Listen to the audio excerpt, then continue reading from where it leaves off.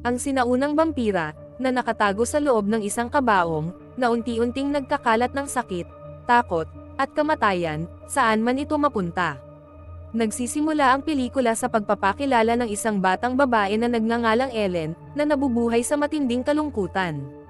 Sa kalagitnaan ng gabi, umiiyak siyang mag-isa habang hinihiling na sana ay may dumating o isang bagay na sumama sa kanya. Gayunpaman, hindi isang ordinaryong babae si Ellen. Mula pagkabata, taglay na niya ang kakaibang kakayahan na nagpapahintulot sa kanya na makaramdam ng mga bagay na hindi nakikita o naiintindihan ng ibang tao. Dahil sa labis na kawalan ng pag-asa at kalungkutan, hindi namamalayang nagpadala si Ellen ng isang tawag sa kadiliman gamit ang kapangyarihan ng kanyang isipan. Hindi nagtagal, may sumagot sa kanyang tawag. Isang mahiwagang boses ang umalangaw mula sa hindi kilalang lugar. Sinasabi ng boses na nagising ito mula sa mahabang pagkakatulog at nagsimulang makipag-usap kay Ellen. Sinabi pa nga nito sa kanya na hindi siya nabibilang sa mundong ito at balang araw ay babalik ito para kunin siya. Bago pa niya lubos na maintindihan ang nangyayari, nakaranas si Ellen ng matinding kasiyahan. Ngunit ilang sandali pa, nagbago ang lahat nang biglang lumitaw sa kanyang harapan ang isang nakakatakot na figure. Lumipas ang maraming taon at ang kwento ay lumipat sa taong 1838 sa lungsod ng Westburg, Alemanya. Si Ellen ay isa ng nasa hustong gulang at tila namumuhay ng maligaya kasama ang kanyang asawang si Thomas. Isang umaga, nagising siya mula sa isa na namang bangungot. Bagamat ginagawa ni Thomas ang lahat para aliwin siya, nananatili pa ring nababagabag si Ellen dahil sa patuloy na pagkabalisa, na para bang may naghihintay sa kanya sa hinaharap. Samantala, si Thomas ay nagsusumikap na bumuo ng mas magandang kinabukasan para sa kanilang dalawa. Bilang isang ahente ng real estate, nagtatrabaho siya sa ilalim ng isang lalaking nagngangalang Knock. Isang araw, binigyan ni Knock si Thomas ng isang pagkakataon na sa tingin niya ay makapagpapabago ng buhay. Isang mayamang maharlika na nagngangalang Count Orlok ang interesado sa pagbili ng bahay sa Westburg. Gayunpaman, upang makumplito ang transaksyon, kinailangan ni Thomas na maglakbay ng malayo patungo sa kastilyo ng Count, na matatagpuan sa liblib na rehiyon ng Transylvania. Noong una, nag-alangan si Thomas dahil mahaba at puno ng panganib ang paglalakbay. Ngunit matapos siyang pangakuhan ni Knock ng malaking bayad at ng posibilidad na makakuha ng permanenteng posisyon sa kumpanya, kalaunan ay tinanggap ni Thomas ang atas para sa kapakanan ng kanyang kinabukasan kasama si Ellen. Pag-uwi niya at ibinahagi ang balita, agad na tumutol si Ellen. Sa hindi niya maipaliwanag na dahilan, isang masamang pakiramdam ang patuloy na bumabagabag sa kanya. Paulit-ulit niyang hiniling kay Thomas na kanselahin ang biyahe. Ngunit tumanggi si Thomas, sa paniniwalang ito ang pinakadakilang pagkakataong ibinigay sa kanila. Bilang alaala noong sila ay naghihiwalay, ginupit ni Ellen ang isang maliit na hibla ng kanyang buhok ng gabing iyon at inilagay ito sa loob ng isang locket upang ibigay sa kanyang asawa. Sa ibang lugar, makikita si Knock na nagsasagawa ng isang kakaibang ritual ng mag-isa.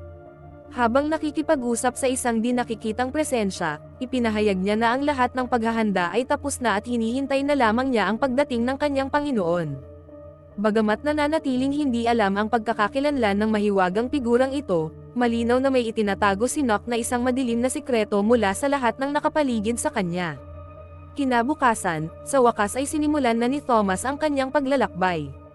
Bago umalis, ipinagkatiwala niya si Ellen sa pangangalaga ng kanyang matalik na kaibigang si Friedrich at ng asawa ni Friedrich na si Anna.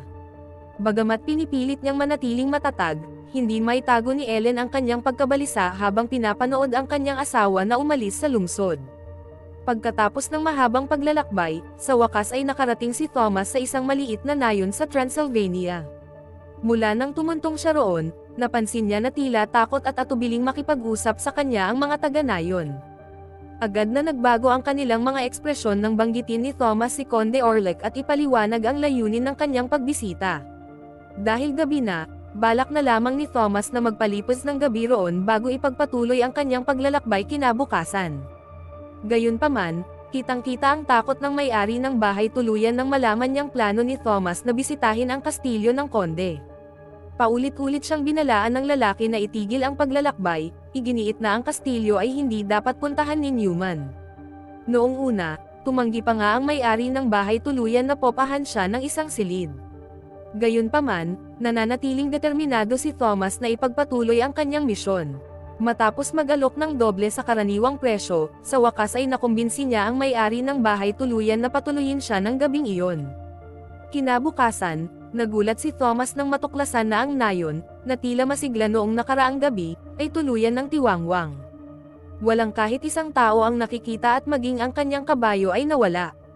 Dahil wala ng ibang pagpipilian, napilitan si Thomas na ipagpatuloy ang natitirang bahagi ng kanyang paglalakbay ng naglalakad. Nang sumapit ang gabi, isang mahiwagang karwahe ang biglang lumitaw mula sa dilim at huminto mismo sa harap ni Thomas. Ang lalong nagpapahirap sa tanawin ay ang katotohanang walang driver na kumokontrol dito. Sa kabila ng kanyang lumalaking pagkabalisa, sumakay pa rin si Thomas dahil ito lang ang tanging paraan para makarating sa kanyang destinasyon. Di nagtagal, huminto ang karwahe sa harap ng matayog na konde ng Kastilyo. Maingat na bumaba si Thomas at pumasok sa sinaunang gusali. Gayunpaman, ilang sandali lamang matapos niyang makatawid sa pintuan, biglang kusang sumara ang napakalaking pinto sa likuran niya. Nakatayo sa harap niya ang isang maharlika na nagngangalang Conde Orlek. Halatang hindi nagustuhan ni Count si Thomas kaya agad siyang pinagalitan dahil sa pagkahuli niya sa pagdating. Dahil sa hiya, agad na humingi ng tawad si Thomas at sinundan ang maharlika sa isang malaking bulwagan na inihanda para sa hapunan. Hindi nag-aksaya ng oras si Count at sinimulan na ang mga gawain at iginiit na kumpletuhin ni Thomas ang mga dokumento ng ari-arian ng gabing iyon. Gayunpaman, dahil sa sobrang dilim ng ilaw sa silid, nahihirapan si Thomas na makakita ng malinaw at iminungkahi na lang niyang tapusin ang lahat kinabukasan. Sa kasamaang palad, tinanggihan ito ni Count at mariing inutusan si Thomas na gawin ang sinabi sa kanya. Habang nagpapatuloy ang kanilang pag-uusap, napansin ni Thomas ang ilang kakaibang bagay sa kanya. Kahit na pinaghahainan siya ng inumin ni Conde, hindi maalis ni Thomas ang tingin sa hindi natural na mahahaba at nakakabagabag na mga daliri ng maharlika. Habang kumakain, aksidenteng nasugatan ni Thomas ang kanyang daliri gamit ang isang kutsilyo, na naging sanhi ng pagdurugo nito. Kakatwa, pinaupo siya ni Conde sa tabi ng pagan, na sinasabing makakatulong siya sa pagpapagaan ng sakit. Gayunpaman, pagkatapos umupo, pinagpawisan ng husto si Thomas, at sa sandaling iyon niya napagtanto na may mali sa lalaking nasa harap niya. Kinabukasan, nagising si Thomas sa sahig ng kastilyo na nalilito. Halos wala siyang maalala sa nangyari pagkatapos ng hapunan. Habang naghahanap ng isang tao sa kastilyo, natuklasan niya ang isang kakaibang sugat sa kanyang dibdib na parang bakas ng kagat. Ang pagkakatuklas ay lalong nag-iwan sa kanya ng pangamba ng mapagtanto niyang may nangyaring hindi niya malay. Sa pamamagitan ng isang flashback, sa wakas ay nabunyag ang katotohanan tungkol sa nakaraang gabi. Matapos mapirmahan ang kontrata ng ari-arian, binigyan ni Count si Thomas ng isa pang dokumento na nakasulat sa isang sinaunang wikang hindi niya maintindihan.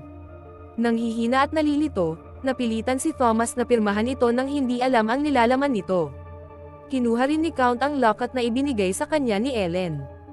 Hawak ang locket sa kanyang kamay, sinabi niya na mapalad si Thomas na magkaroon ng tunay na pag-ibig. Pagkatapos ay iniabot niya kay Thomas ang isang supot na puno ng mga gintong barya bilang bahagi ng kanilang kasunduan. Nang maramdaman na may mali, agad na hiniling ni Thomas na umuwi. Gayunpaman, tumanggi si Count at sinabing ang paglalakbay habang may sakit ay magdudulot ng kasawian. Pagkatapos sabihin ito, umalis siya habang dala ang locket ni Ellen, naiwan si Thomas na nakakulong sa loob ng isang kastilyo na ngayon ay parang isang bilangguan. Determinadong makatakas, nagsimulang maghanap si Thomas ng daan palabas. Gayunpaman, saan man siya magpunta, nananatiling nakakandado ang bawat pinto. Habang ginalugad ang isang napabayaang bahagi ng kastilyo, natuklasan niya ang isang madilim na pasilyo na patungo sa ilalim ng gusali. Umaasa na maaaring ito ay magdudulot ng kalayaan, sinundan ni Thomas ang pasilyo hanggang sa marating niya ang isang nakatagong silid na naglalaman ng isang malaking kabaong na natatakpan ng kakaibang mga ukit. Dahil sa kuryosidad, binuksan niya ang kabaong at labis na natakot nang makitang nakahiga si Conde sa loob. Biglang bumangon si Conde mula sa kabaong, na ikinatakot ni Thomas. Kasabay nito, nakita si Conde na ginagamit ang locket ni Ellen upang bumuo ng koneksyon sa kanya sa kabila ng napakalayo ng distansya sa pagitan nila. Sa pamamagitan ng koneksyon na ito, sinabi niya kay Ellen na malapit nang kunin si Thomas mula sa kanya. Dito sa wakas ay nabunyag ang isang malaking sikreto. Ang mahiwagang nilalang na sumagot sa tawag ni Ellen noong bata pa siya ay walang iba kundi si Conde mismo. Kasabay nito, sa wakas ay naunawaan ni Thomas ang nakapangangilabot na katotohanan. Ang lalaking kanyang nakakasalamuha ay hindi isang ordinaryong maharlika, kundi isang vampira.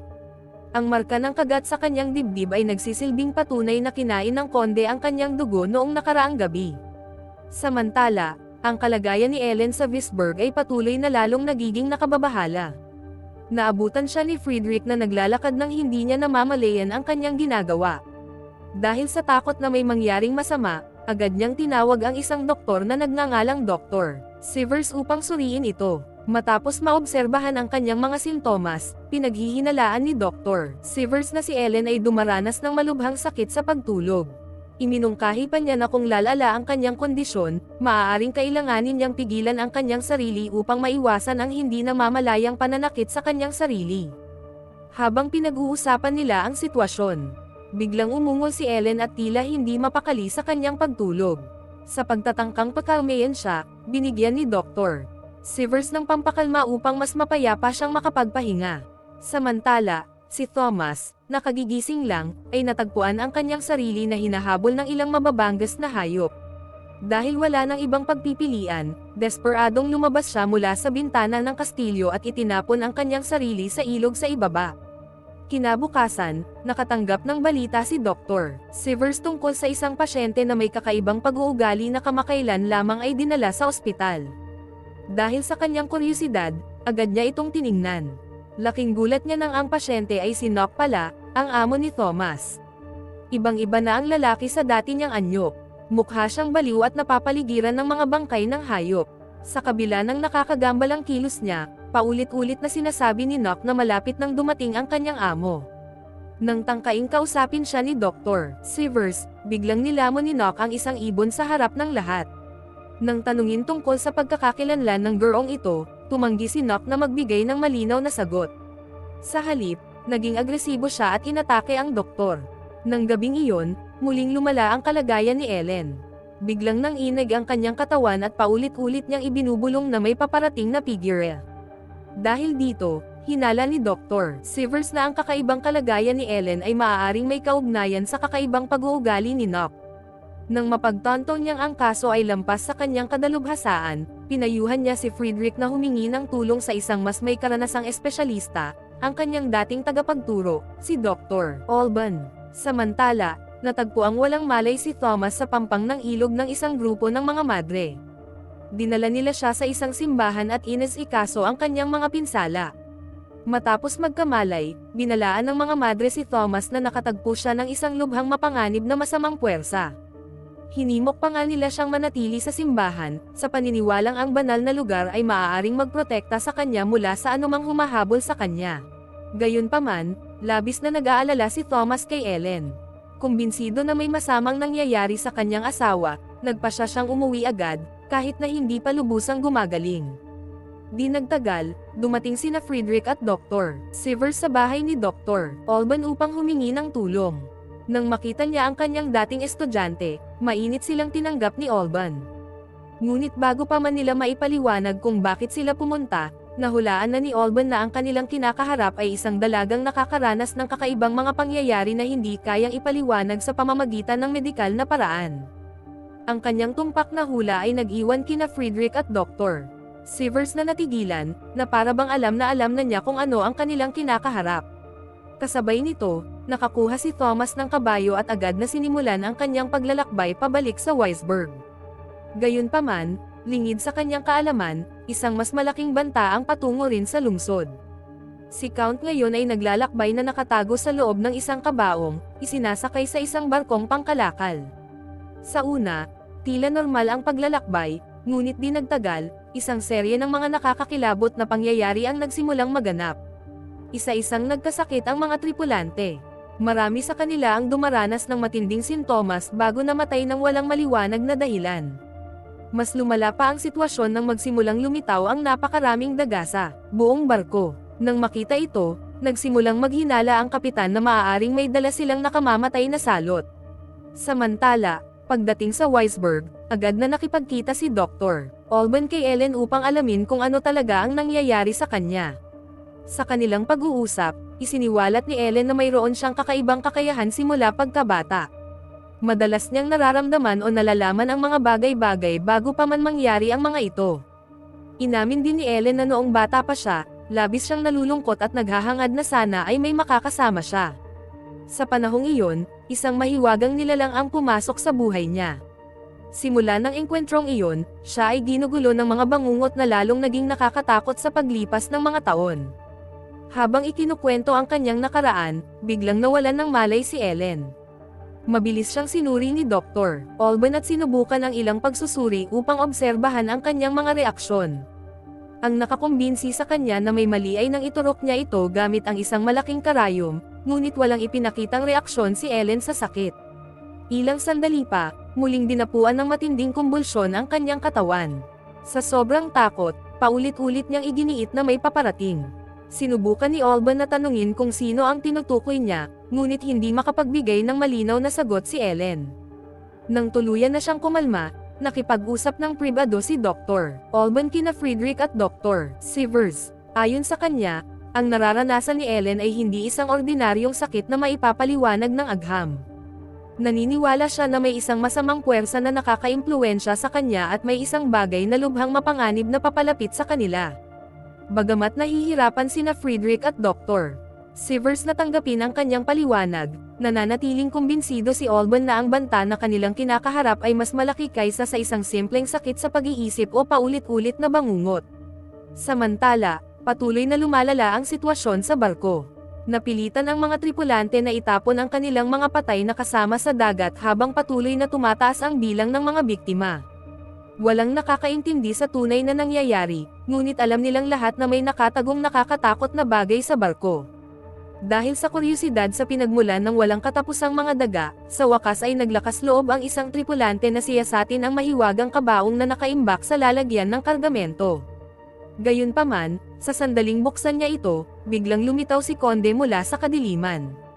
Sa loob ng ilang segundo, inatake at napatay ang tripulante bago pa niya may pagtanggol ang sarili, habang ang takot na dulot ni Conde ay nagpapatuloy sa walang humpay na paglalakbay nito patungong Weisberg. Hindi nagtagal, nagsimulang maganap ang kaguluhan sa ospital kung saan nakakulong si Nock. Tuso siyang nagkunwaring mahina at walang magawa upang mabawasan ang hinala ng mga gwardya. Sa sandaling lumapit ang isa sa kanila, sinamantala ni Nock ang pagkakataon upang umatake at makatakas. Matapos makawala, tumakbo siya sa mga lansangan ng lungsod habang tumatawa sa tuwa habang paulit-ulit na ipinapahayag na sa wakas ay dumating na ang kanyang amo. Halos kasabay nito, si Ellen, na nasa bahay, ay biglang nakaramdam ng presensya ng isang taong kilala niya ng husto na papalapit. Agad siyang tumakbo palabas at laking gulat niya nang makita si Thomas na nakahiga sa lupa, pagod na pagod matapos ang mahabang paglalakbay. Nahihirapan mang magsalita, binalaan siya ni Thomas na dinala ni Conde ang locket na lagi niyang dala.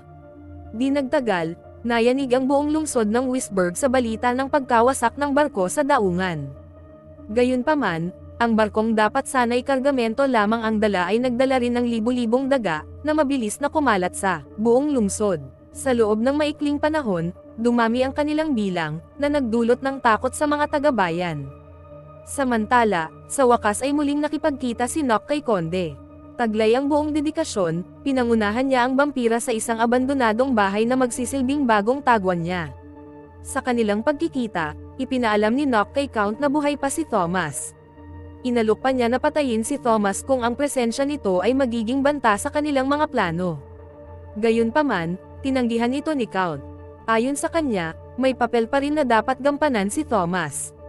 Nagmungkahi si Nock ng isa pang solusyon, na sinasabing maaari niyang dalhin si Ellen kay Count sa pamamagitan ng puwersa. Muli, tumanggi si Count. Ipinaliwanag niya na si Ellen ay dapat lumapit sa kanya ng kusa. Walang sino man ang maaaring pumilit sa kanya dahil ang desisyon ay dapat gawin ng kusa. Nang gabing iyon, si Thomas ay nakatulog ng hindi mapakali at paulit-ulit na pinahihirapan ng mga bangungot.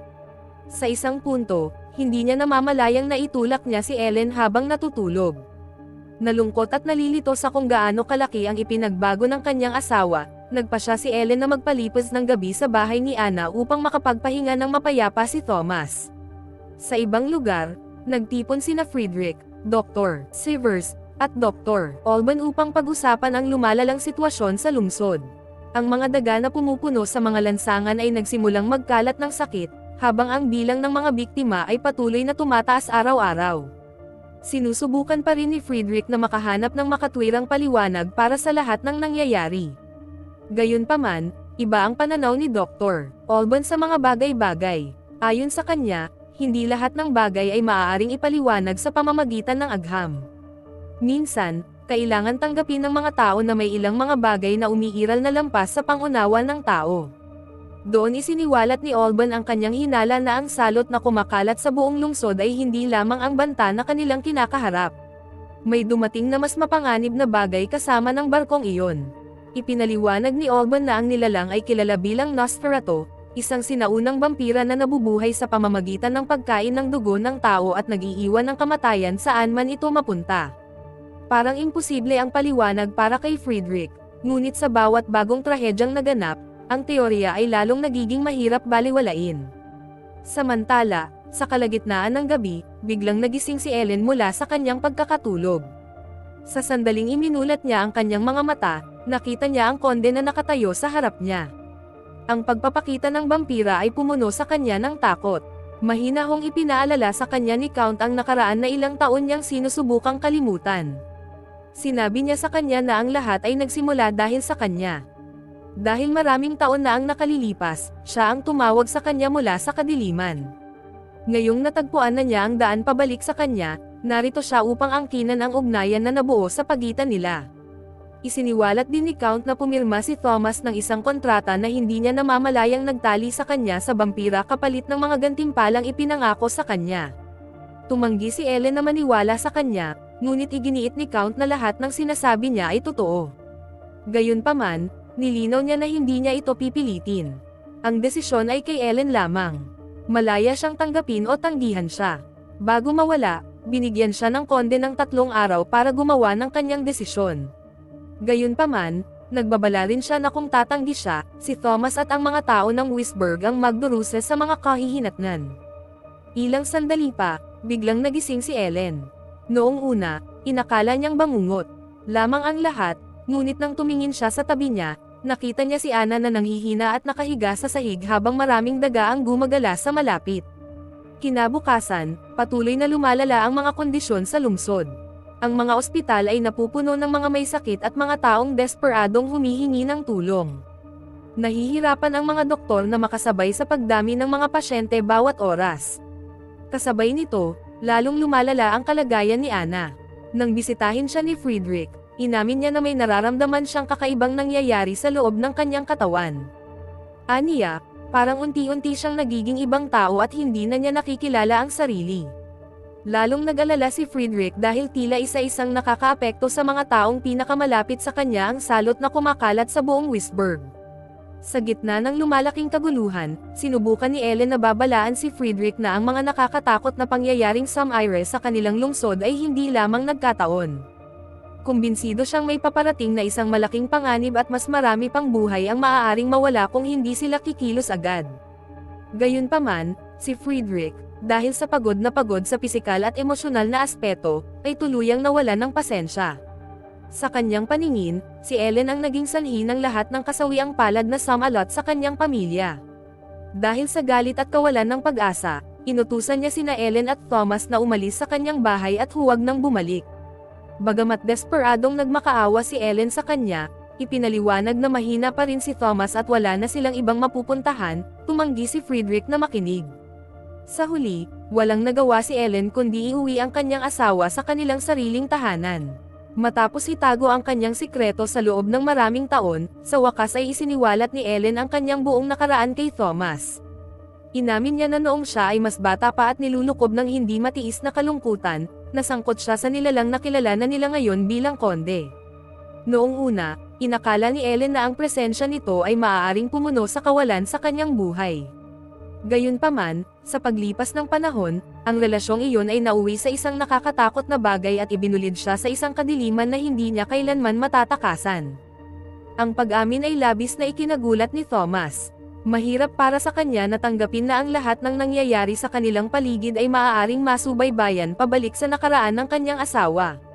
Gayunpaman, sa kabila ng kanyang pagkadismaya at dalamhati, pinili ni Thomas na manatili sa tabi ni Ellen dahil ang kanyang pagmamahal para dito ay mas malaki kaysa sa sakit na kanyang nararamdaman. Di nagtagal pagkatapos ng kanilang pag-uusap, muling dumana si Ellen ng matinding seizure.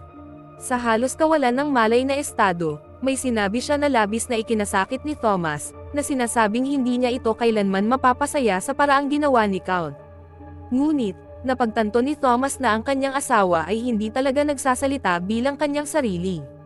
Nakikita niya ang isang babaeng nahihirapan laban sa impluwensya ng isang madilim na puwersang gumugulo sa kanya sa loob ng maraming taon. Dahil dito, sa halip na talikuran siya, tiniyak ni Thomas kay Ellen na anuman ang mangyari, hindi niya ito pababayaan. Nangako siyang mananatili siya sa tabi nito hanggang sa tuluyang matapos ang lahat ng bangungot na ito. Sa ibang lugar, patuloy na nagsasaliksik si Dr. Alban sa mga sinaunang talaan at nakalimutang pananaliksik sa pagsisikap na makahanap ng paraan upang matigil ang takot na dulot ni Conde. Pagkatapos ng hindi mabilang na oras ng pag-aaral, sa wakas ay natuklasan niya ang isang mahalagang impormasyon. Si Nosferatu o isang vampira ay hindi maaaring mawasak sa pamamagitan ng ordinaryong paraan. Ang nilalang ay matatalo lamang kung ang isang babaeng may ugnayan dito ay kusang loob na akitin ito na manatili sa kanyang tabi hanggang sa pagsikat ng araw. Sa sandaling ang unang sinag ng araw ay dumampi sa katawan ni Nosferatu, ang nilalang ay mawawalan ng kapangyarihan at tuluyang malilipol. Gayunpaman, ang pamamaraang ito ay may kaakibat na malaking kapalit dahil ang taong gagawa nito ay malamang na kailangang isakripisyo ang sarili niyang buhay. Agad na napagtanto ni Dr. Alban na, sa lahat ng sangkot, tanging si Ellen lamang ang may kakayahang gumawa ng ganoong bagay. Sa madaling salita, ang kapalaran ng buong lungsod ay nakasalalay na ngayon sa kanyang mga kamay. Nang gabi ring iyon, isa na namang trahedya ang nangyari. Nagising si Anna matapos makarinig ng mga sigaw mula sa kwarto ng kanyang mga anak. Dahil tulog pa rin si Friedrich at walang kaalam-alam sa nangyayari, nagmadaling tingnan sila ni Anna ng mag-isa. Gayunpaman, pagpasok niya sa silid, natuklasan niya na inatake na ni Conde ang kanyang mga anak. Sa kabila ng kaalamang wala siyang tsansa laban sa isang nilalang na tulad niya, desperadong sinubukan ni Anna na protektahan sila. Kinabukasan, isang matinding pagdadalamati ang kumalat sa buong Bisburg. Si Anna at ang kanyang dalawang anak na babae ang naging pinakabagong biktima ng paghahari ng takot ng mga vampira. Si Friedrich, na dating tumangging maniwala sa mga babala ni Ellen, ay napipilitang harapin ang mapaminsalang katotohanan na ang kanyang pamilya ay kinuha mula sa kanya. Pagkatapos ng libing, muling nagtipon ang grupo upang pag-usapan ang kanilang susunod na hakbang. Wala nang duda na dapat nang pigilan si Conde bago pa mas marami pang buhay ang mawala. Sa pulong, isiniwalat ni Dr. Alban na sa wakas ay natuklasan na niya ang pinagtataguan ng vampira. Ayon sa kanyang plano, maglalakbay sila roon ng gabing iyon at sisirain ang sarcophago na ginagamit ni Conde bilang kanyang pahingahan. Kung wala ito, wala nang mapagtataguan si Count pagsikat ng araw.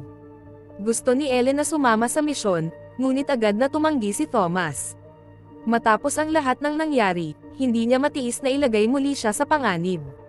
Sumumpa pa nga si Thomas na personal niyang haharapin si Count at wawakasan ang lahat. Gayunpaman, pagkatapos ng pulong, nakipag-usap ng pribado si Dr. Alban kay Ellen. Pareho nilang naunawaan ang isang katotohanan na hindi alam ni Thomas.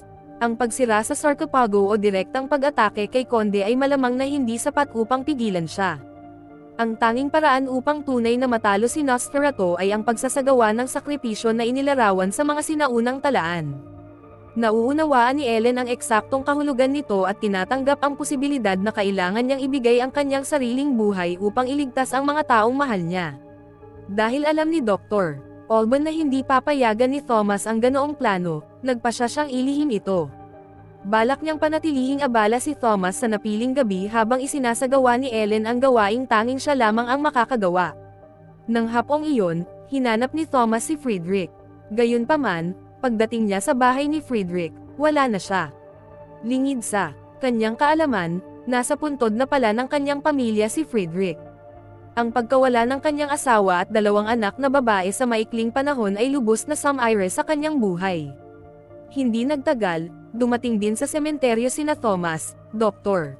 Severs, at Dr. Alban. Ngunit pagdating sa lugar, natuklasan nila na wala ng buhay si Friedrich sa tabi ng kabaong ng kanyang asawa. Ang pagkawala ng kanyang pamilya ay nag-iwan sa kanya ng kawalan ng dahilan upang magpatuloy sa buhay. Ang makita ang kanyang kaibigan na dumanas ng ganitong kalunos-lunos na kapalaran ay nagdulot kay Thomas ng kalungkutan. Gayunpaman, kakaunti ang kanilang oras upang magdalamhati dahil si Count ay malaya pa rin, patuloy na nagkakalat ng kamatayan sa buong Weisburg. Matapos asikasuhin ang mga labi ni Friedrich at Anna, agad nilang ipinagpatuloy ang kanilang plano na pigilan ang vampira bago pa mas maraming buhay ang mawala. Samantala, sa wakas ay dumating na ang 3 gabi. Ito ang gabing hinihintay ni Count at ang huling araw na ibinigay niya kay Ellen para pumili. Kasabay nito, matapos tanggapin ang kanyang kapalaran, tumayo si Ellen sa tabi ng bintana ng kanyang kwarto at tinawag si Count na lumapit sa kanya. Sa ibang lugar, sa wakas ay nakarating sina Thomas, Dr. Severs, at Dr. Alban sa abandonadong bahay na ginagamit ni Count bilang kanyang tagwan. Naglakad sila sa madilim na mga silid na puno ng mga daga bago tuluyang natagpuan ang sarkopago ng vampira. Walang pag-aaksaya ng oras, agad nila itong binuksan. Sa paniniwalang nasa loob si Conde, agad na inatake ni Thomas ang figurang nakahiga sa loob. Gayunpaman, ilang sandali pa ang lumipas, napagtanto nila na ang taong nasa loob ng sarkopago ay hindi si Conde, kundi si Nock, ang tapat na lingkod na tapat na naglingkod sa vampira sa lahat ng oras na ito. Ang pagkakatuklas ay nag-iwan kay Thomas ng gulat at takot dahil agad niyang napagtanto na ang Conde ay nasa ibang lugar. Doon sa wakas ay isiniwalat ni Dr. Alban ang katotohanang itinatago niya.